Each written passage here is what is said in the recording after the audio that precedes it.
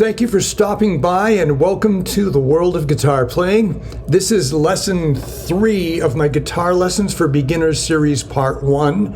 There are 10 lessons in this series, so I hope you can watch all of them in series and you get something out of it. My name's John Vito and I've been playing guitar for 50 years or more, and I'm here to help you play guitar.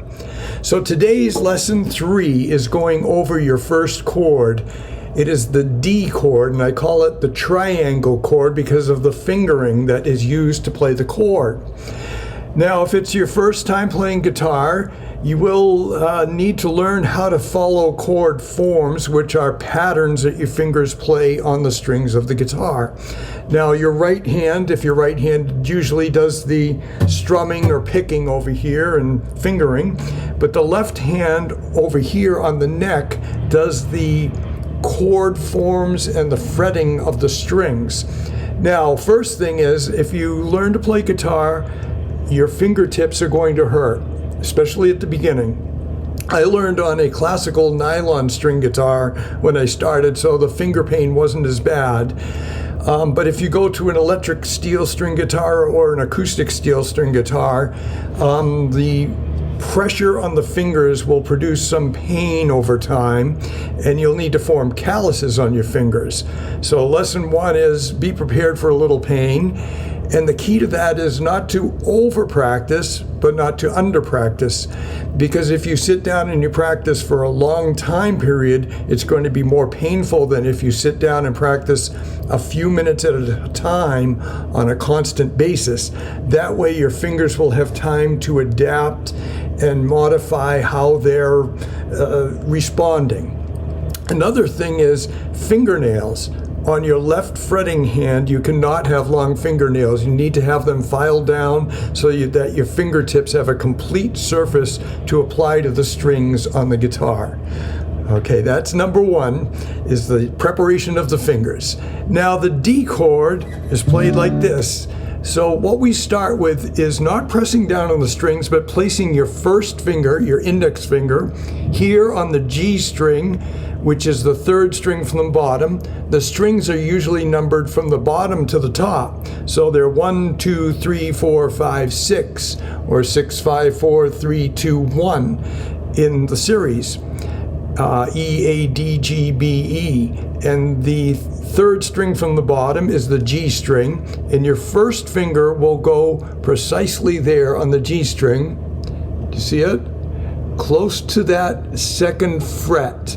You don't want it way back here because it'll make it sound bad. You want it close to that fret but not touching it. The 2nd finger will go on the bottom string, 2nd fret, and again the frets are these metal bars that control the length of the string, and the higher up you go, the higher the pitch of the note will be. So the 2nd finger goes on the 2nd fret of string number 1, or the E string down here. The 3rd finger goes in between on the 2nd string from the bottom, which is the B string, and it goes right here on the 3rd fret, again 1, 2, just behind the 3rd fret. Now again, all of these need to be close to that end of the box, not that end of the box, because this won't sound good. And now what you do is slightly apply some pressure down and play those 3 notes. Usually when playing guitar, you start from towards you and play down like that. Now, there are going to be lots of options for problems here. For instance, if this finger, the 3rd finger, is back here, close to the 2nd fret, you can have trouble getting that.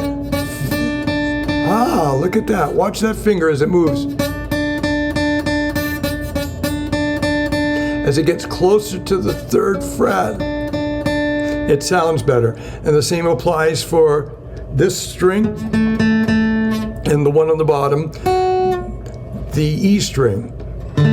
So that's a fairly clear guitar chord with all the notes in it. Now also, this string, string 4 from the bottom or 3 from the top, is the open D string, and we are playing a D chord. Whoops, I had a little muff there. What happened is this finger just hit that string there. So my third finger was bent over a little and hitting that string like that. See how I'm bending the finger up? Now, one thing to pay attention to is your fingers should be going horizontally down onto the strings at a 90-degree angle. They shouldn't be cupped around like this, or Now, another problem you can have is this first finger here could be partially touching that string 4 right there. You need them both to ring. And again, putting that finger straight down, the second finger straight down, this finger straight down, and apply enough pressure, not too much, but enough pressure so that the chord rings clearly. Another issue you can have would be if this finger isn't quite there. Yeah, now you see it. Now it's nice and clear. So the fingers have to be straight down. Now, another thing you run into is the thumb. You don't want your thumb around here like this, at least not when you're starting. Your thumb should be back behind the neck. Okay, and I'm putting a little photo up there for you to see it. It should be behind the neck so you can get a nice clear D chord. Now, your arm, your elbow, and your wrist. One of the main problems I see with guitar players is they pull the arm back like this and the wrist is straight back. That's not always good when you're starting out. You need to push your arm forward so your wrist is pushing out like that, not like this, like that. So it's like a U shape here with my wrist. That way the chord is played clearly. It's a U shape. If you do this, you have more chance for error. Granted, I've been playing for 50 years, so I've been able to compensate for that issue because in certain instances, I don't put my hand all the way out like this. But this will give you better technique and getting the notes fretted correctly. Now, the other thing you're going to run into is finger pain. If you look at the tips of my fingers, you see they've got little marks in them. You're going to have the same thing. Again, when you're learning chords, you don't have to push down right away. You just have to get your fingers in place. And then when you're ready to play, you push it down. Or see, I'm playing the chord with my fingers in place, but they're not pushed down. It's a good idea to practice that.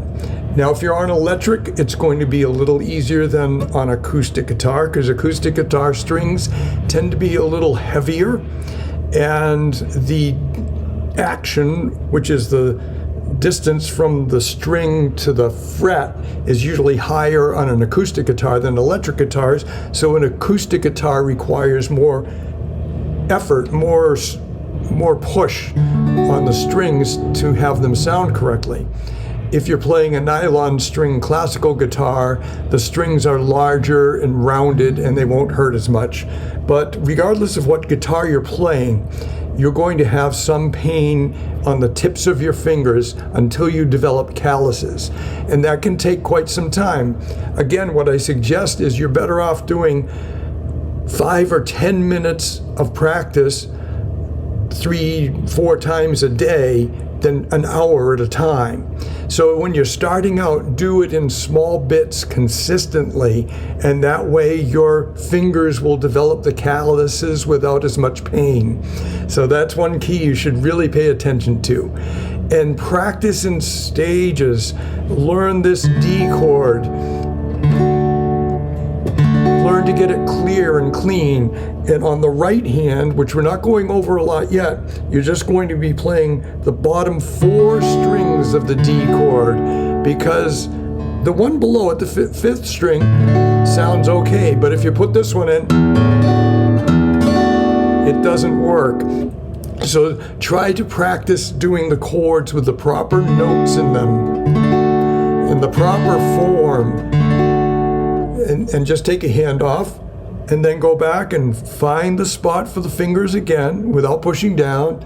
Now get your thumb in place, push down, play the bottom 4 strings. Now to further do it, you might want to practice just those bottom 3 strings individually if you can. Again, it would be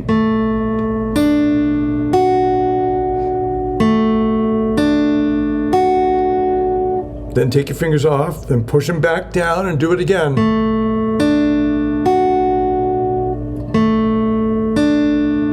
Now, if you're having trouble, it could be because you're too far back here, and the thumb's in the wrong place. Then you have to adjust your thumb and your fingers and move them back closer to this end of the box than that end of the fret box. And then you get a nice clear, except for that one.